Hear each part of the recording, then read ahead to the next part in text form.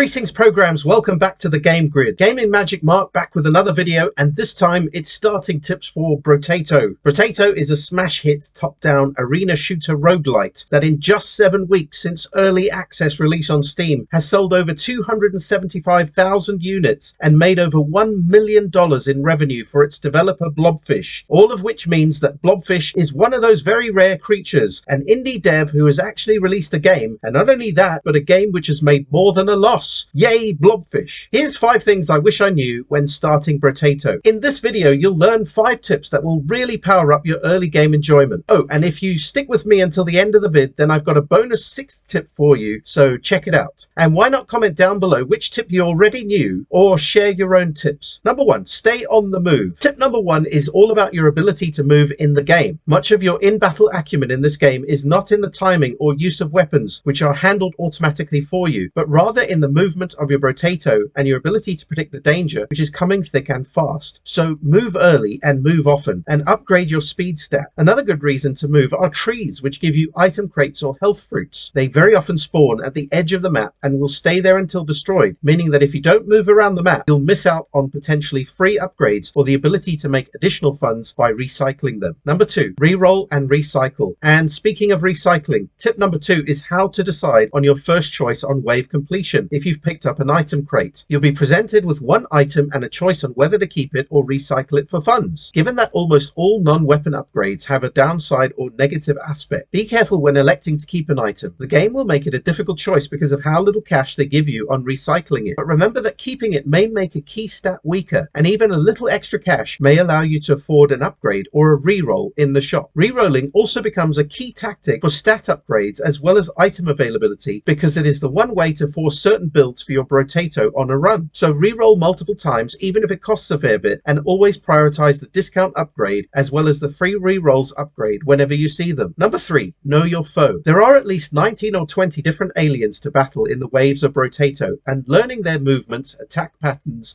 and tells can help you to survive and thrive in the game. For example, knowing that fire breathers, hornless, and spiked bulls glow red and move before shooting or charging respectively can help you to predict when to dodge. Over time, you'll begin to see each individual's patterns even when there are dozens of different enemies on map in later waves. Number 4, lock items to purchase later. In the shop stage is where tip 4 will come in handy, as there will be many times where you can't quite afford a rarer or more expensive item. Even if you can't afford it now, you should consider hitting the lock button below it. This will keep it in the shop once you reroll items and or once you enter the shop again after completing a wave. Get used to doing this for good upgrades to at least give you a chance to afford it later. And if you've got funds remaining, consider using some to reroll one more time in the hopes you can find a cool upgrade and lock it to buy it next time. Number 5, character choice. It is a great idea to stick with a starting Brotato character at first, as this is a well-rounded introduction that isn't as weak as other characters. The clue is in the name, I guess. In fact, choosing other Brotatos because they sound cool may only lead to frustration, as your ability to counter their negative aspects leads to imbalanced builds or might seriously affect your playstyle. Stick with a well-rounded ranger or generalist until you feel you've mastered the game, and then strike out to the different options to fuel variety, which will keep you coming back. Bonus, don't always look to balance stats. Thanks for watching, I do appreciate it. Here's that 6th bonus tip I promised you. As you get further into playing Brotato, some folks will feel like they need to balance out negative stats to have an all-green character sheet. This isn't actually necessary and can lead to a generalist character that isn't powered well enough to complete the final waves. Start with maximizing luck as much as possible,